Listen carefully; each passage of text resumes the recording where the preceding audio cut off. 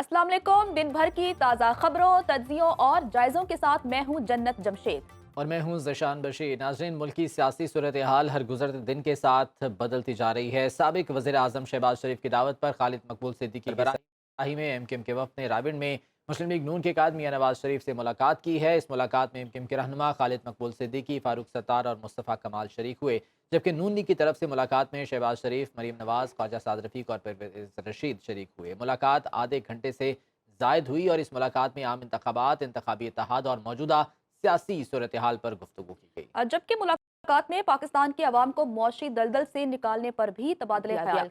इस मुलाकात के बाद एमक्यूएम पाकिस्तान और नून लीग के रहनुमाओं ने मीडिया से बात की। क्या बात की, आइए वो सुनते हैं। मुस्लिम लीग नून और एमक्यूएम के माबैन ये तय पाया है कि इंशाअल्लाह ताला हम 8 फरवरी के इंतखाबात में मिलकर हिस्सा लेंगे। ये भी तय पाया है माशी अमूर पर, सियासी मामलात पर, आईनी और कानूनी मामलात पर भी दोनों जानिब से कमेटियों का ऐलान भी किया जाएगा और मुख्तलिफ अमूर पर बातचीत का दरवाजे खुले रखे जाएंगे और बातचीत की जाएगी। तो ये बात वाज़ेह है कि कोई एक जमात इस पोजीशन में नहीं है कि वो मुल्क के जुमला मसाइल और जो अवाम जिन मसाइल में पिसे हुए हैं उनसे उन्हें बाहर निकाल सके। तो ज़रूरी है कि उसके लिए एक वसीतर मफाहिमत और इश्तराक अमल इख्तियार करना है। चुनांचे हमारे दरमियान तो ये तय हो गया। उसके साथ साथ जो मुश्तरका हिकमत अमली की बात हुई है, तो इंतखाबात में भी मुश्तरका हिकमत अमली इख्तियार की जाएगी। तो गुफ्तगू आपने सुनी। इसी तमाम तर मामले पर बात करने के लिए हमारे साथ मौजूद हैं सीनियर तज्जियाकार राना मुबशिर साहब। राना साहब, बहुत शुक्रिया वक्त देने के लिए। सर, हम सब जानते हैं कि जब भी इलेक्शन की डेट अनाउंस होती है तो उसके बाद फिर जोड़ तोड़ का सिलसिला शुरू हो जाता है, इत्तेहाद भी होते हैं। लेकिन अगर हम एमक्यूएम की बात करें तो एमक्यूएम की तारीख रही है कि अगर एमक्यूएम किसी जमात के साथ इत्तेहाद करती है तो ये चांसेस होते हैं कि वो विफाक में हुकूमत बनाएगी। तो आपको लगता है कि इस मुलाकात के बाद जो अनाउंसमेंट हुई है उसके बाद ये इंडिया मिल चुका है कि मियां साहब पाकिस्तान के अगले वजीर आजम बनने जा रहे हैं? अच्छा जन्नत, देखिए ये तो वेव चल रही है कि नून लीग जो है, Noon League is going to make it and जी। Noon League is going to make it in the federal, they are going to make the federal government, but at the very same time एक चीज जरा जहन में जरूर रखें, it's a very tricky situation. और हमारी पॉलिटिक्स जो होती है, पाकिस्तान की पॉलिटिक्स जो है, वो डे टू डे पॉलिटिक्स है और उसमें चेंजेस जो है बड़ी स्विफ्टली, बड़ी रैपिडली आती हैं। Now coming back to the MQM stand, देखिए हमेशा ये हुआ है कि एमक्यूएम इलेक्शन जीतती थी और जीतने के बाद जो भी वजीर आजम बनना होता था वो जाता होता था 9-0 पे, और फिर जाके जनाब उसको जनाब कोई ना कोई नॉड मिलती थी और वो इत्तेहाद बनाते थे और एमक्यूएम वाले आ जाते थे। ये बड़ा अच्छा सवाल है आपका कि देखिए this is for the first time कि एमक्यूएम के पास पहले आ गए हैं लोग, हम्म। और जो कि जिनकी वेव चल रही है। नाउ एमकेएम की जो सिचुएशन है वो इस वक्त जो है वो भी कोई इतनी स्ट्रांग नहीं है जितनी हुआ करती थी, हम्म। लेकिन इस वक्त जो उन्होंने अपना स्टैंस लिया है और उन्होंने जनाब नून लीग की तरफ जनाब इत्तेहाद करने जा रहे हैं पहले ही, इलेक्शन से पहले ही, और एडजस्टमेंट्स भी करेंगे और एक दूसरे के खिलाफ दे विल स्टे मम and they will not come up with like statements.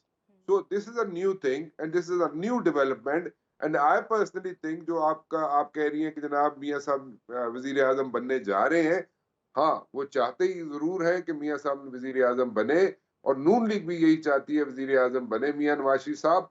But the point is, जो कि ट्रिकी क्वेश्चन है, वो ये है कि क्या जो नया वजीर आजम होगा वो अपना टेन्योर पूरा कर सकेगा, हम्म। क्योंकि सब इत्तेहादियों को साथ मिला के चलना और उनको खुश रखना एक बड़ा मुश्किल टीडियस जॉब है। It's a very tedious job. Now इतने सारे लोग जो आगे, हमने 16 माह की हुकूमत देखी है पीडीएम की, अब आइंदा आने वाली हुकूमत अगर इसी तरह होगी, उसमें 19-20 का फर्क होगा।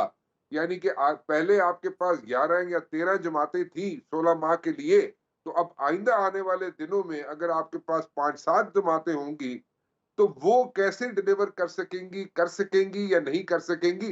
बहुत रफ फील्ड है, बहुत मुश्किल काम है और इतना आसान नहीं है। Everything is not going to be hunky dory in the days to कम।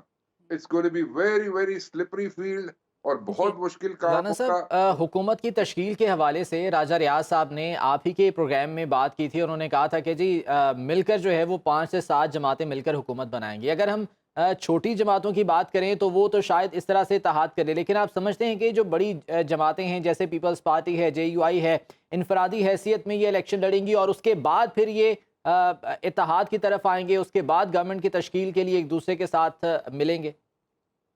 जी बिल्कुल। अभी आप देखेंगे जनाब के ये पॉलिटिकल गोलाबारी जो ऐसे अभी शुरू हुई हुई है, इसमें जरा तेजी आ जाएगी और जैसे ही इलेक्शंस खत्म होंगे, बिल्कुल आपकी ऑब्जर्वेशन ठीक है कि आइंदा आने वाले इलेक्शंस के बाद ये सारी बड़ी जमातें जो हैं जिनके आप नाम ले रहे हैं, JUI, Peoples Party and every other party, they will accept minus किसी हद तक माइनस PTI।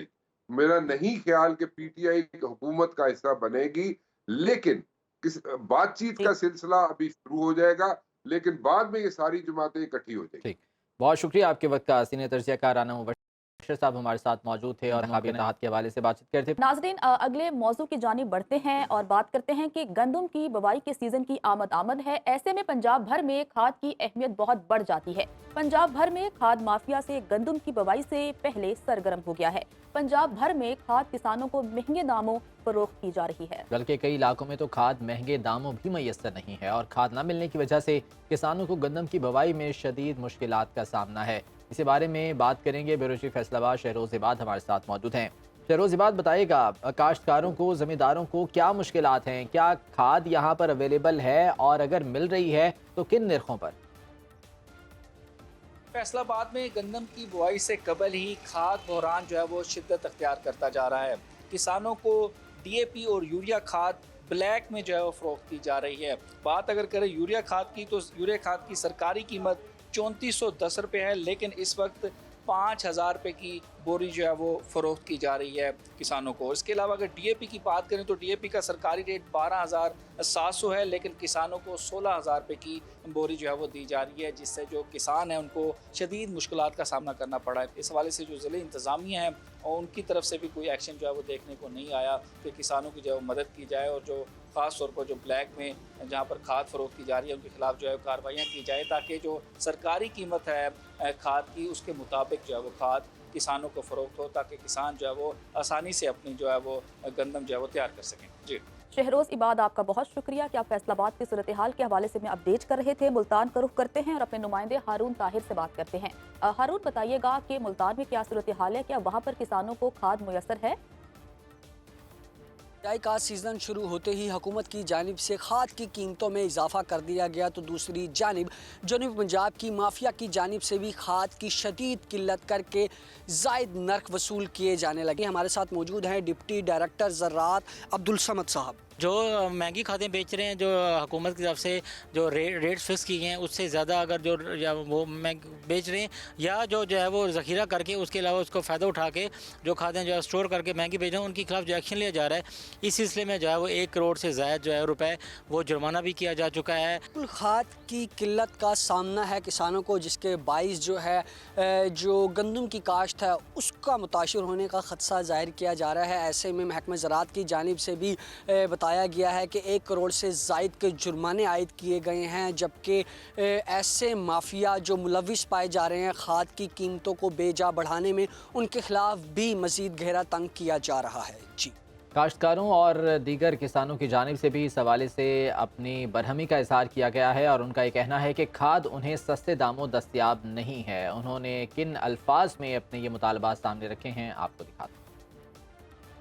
आ रहा है, अगर पानी आया तो हम खाद नहीं मिल रही, अगर खाद मिल रही भी है तो बड़े महंगे दामों में लेके मिल रही है। हमने गंदम काश्त की है तो अब हमें खाद नहीं मिल रही, खाद जहाँ से मिल रही है वो बहुत महंगी मिल रही है। खाद लेने जाते हैं तो मिलती नहीं है, अगर मिलती है तो महंगी मिलती है। सानू खाद जी है गवर्नमेंट के रेट से मिलनी चाहिए, कमिश्नर कुछ भी नहीं कर रहा है, दुकानदार जड़े अपनी मन मर्जी कर दे। खाद कम रेट पे मिलेगी तो छोटे काश्तकारों का भी खर्चा भी कम होगा और वो खुशहाल भी होगा। खाद बड़ी महंगी हो गई है, खर्चा बहुत हो ते इन्हें को चाहिए एक सस्ती करन जरी। हम तो बुरी तरह पिसके रह गए हैं। हमारी इंतजामिया से दरखास्त है कि हमें मेहरबानी करके सस्ते नरखों पे खाद दी जाए। तो किसानों की राय आपने सुनी। उनका कहना है कि अगर खाद हमें सस्ती मिलेगी तो छोटे काश्तकारों को, छोटे किसानों को फ़ायदा होगा और वो खुशहाल होंगे। सरगोदा में क्या सूरत हाल है, अपने नुमाइंदे अली रज़ा से बात करते हैं। अली, बताइएगा कि सरगोदा के किसान क्या कहते हैं। बिल्कुल, सरगोदा में भी गंदम की बिजाई का सिलसिला जारी है, लेकिन खाद जो है मार्केटों से गायब हो चुकी है। खाद डीलरों ने खाद को ब्लैक में फ़रोख्त करना शुरू कर दिया है, जबकि जो किसान हैं इस वक्त काफ़ी परेशान दिखाई दे रहे हैं। किसानों की जानिब से क्या शिकवा ज़ाहिर की जा रहा है, किसान हमारे साथ मौजूद हैं, इनसे हम बात करते हैं। जब भी सोइंग का सीज़न शुरू होता है ना जनाब, उस वक्त से ही हमारी जो मार्केट में खाद ब्लैक होना शुरू हो जाती है। हमारा जो मार्केट रेट है वो 13,500 12,000 रेट है, 16-17 हज़ार की खाद मिलती है। इसके अलावा जो खाद होती है वो 2 नंबर है, ठीक है। इसके अलावा जो हमारा बीज है, जब भी हम सोइंग करते हैं, हम गंदम की बोरी हमने 10,000 की बेची है, अब वही बोरी हम 15,000 में वापस लेके हम सोइंग कर रहे हैं, मतलब 15,000 का डिफरेंस है, 50% रेट उससे ज़्यादा है। जी बिल्कुल, आपने सुना कि यहाँ पर मौजूद जो किसान हैं ये काफ़ी परेशान दिखाई दे रहे हैं। इनकी जानिब से ये कहा जा रहा है कि अभी तो सीज़न स्टार्ट ही हुआ है, लेकिन खाद जो है मार्केटों से गायब हो चुकी है और मनमाने रेट्स वसूल किए जा रहे हैं, और ना ही कमिश्नर सरगोदा की जानिब से किसी भी किस्म का चेक एंड बैलेंस है। ये उनके वक्त से तकाजा करते दिखाई दे रहे हैं कि खुदारा आवाम की बेहतरी के लिए, किसान की बेहतरी के लिए कोई इक़दाम करे ताकि इनकी मुश्किलात कम हो सकें। जी अली रज़ा, आपका बहुत शुक्रिया। अगर हम ओकाड़ा की बात करें तो वहाँ पर भी किसानों ने अपने तहफ़्फ़ुज़ात का इजहार किया है। उनका क्या कहना है, जानते हैं अपने नुमाइंदे सलमान चौधरी से। सलमान, बताइएगा। जी बिल्कुल, दूसरे बड़े शहरों की तरह उकाड़ा में भी खाद की शॉर्टेज चल रही है, ब्लैक में खाद मिल रही है, जिसकी वजह से किसान को बेहद परेशानी का सामना करना पड़ रहा है। जब इस हवाले से हमारी खाद डीलर से बात हुई तो उनका ये कहना था कि खाद जो है वो बिल्कुल ब्लैक में मिल रही है, रेट जो है उनके वो ज़्यादा हैं, जो सरकारी रेट है वो कम है। जैसे जो यूरिया का जो आम नॉर्मली रेट जो वो 3400 रुपये, 3450, 3500 तक है, लेकिन ब्लैक में वो 4200 से 4500 के दरमियान मिल रही है। इस तरह दूसरी खादों में भी तकरीबन 1500 से 10,000 तक, 5000 तक जो है वो डिफरेंस का फ़र्क पाया जा रहा है। जब इस हवाले से हमारी किसानों से बात हुई तो उनका ये कहना था कि हमें खाद ना मिलने की वजह से हमारी जो हैं फसलें वो ख़राब हो रही हैं, उनकी पैदावार कम हो रही है, और ज़िला इंतज़ामिया उकाड़ा से वो गुजारिश करते हैं कि जो खाद है वो फिल फॉर जो फौरी तौर पर वो अवेल करवाई जाए और सरकारी रेट पर अवेल करवाई जाए, ताकि किसान जो है वो पैदावार ज़्यादा पैदा कर सके और किसान को जो आने वाले दिनों में जो परेशानी का सामना है वो ना करना पड़े। जी, मुख्तलिफ शहरों की सूरत हाल आपने जानी। फैसलाबाद और मुल्तान के जो काश्तकार हैं उनकी जानिब से इस हवाले से खदशात का भी इजहार किया जा रहा है। उनका ये कहना है कि DAP और यूरिया खाद दस्तियाब नहीं है और अगर मिलती है तो महंगे दामों मिलती है। क्या सूरत हाल है मुख्तलिफ शहरों में, इस हवाले से आपको रिपोर्ट दिखाते हैं। ज़राअत मुल्क की मजमूई घरेलू पैदावार GDP का अहम हिस्सा है। ज़राअत मुल्क की आबादी के एक बड़े हिस्से को मुलाजमत देती है। पाकिस्तान में उगाई जाने वाली अहम फसलों में गंदम, चावल, गन्ना, कपास और मकई शामिल हैं। खाद किसी भी फसल की पैदावारी सलाहियत को बेहतर बनाने में अहम किरदार अदा करती है और खादों की मांग में मुसलसल इजाफा हो रहा है। ज़राअत का शोबा पाकिस्तान की मईशत में अहम किरदार अदा करता है और ज़रई शोबे में खाद का इस्तेमाल किया जाता है।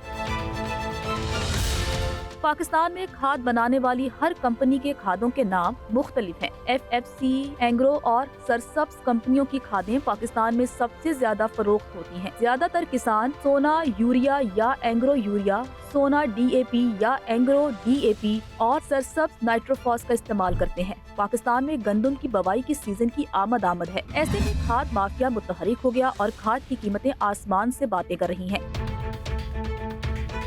गुज़श्ता साल पाकिस्तान में गंदम की पैदावार में 2.5% कमी वाक़ई हुई है। हुकूमत ने 2021 ता 2022 के लिए 8.99 मिलियन हेक्टेयर के रकबे से 26.8 मिलियन टन पैदावार का तखमीना लगाया था, जो पैदावारी हदफ से 2.5% कम रहा। हुकूमत की जानिब से कोशिशों के बावजूद पाकिस्तान अभी भी गंदम की खुद किफालत हासिल करने में नाकाम रहा है। पाकिस्तान को 8 अरब रुपए की लागत से तकरीबन 20 लाख टन गंदम दरामद करना पड़ रही है। वापस आएंगे एक ब्रेक के बाद, साथ रहिएगा।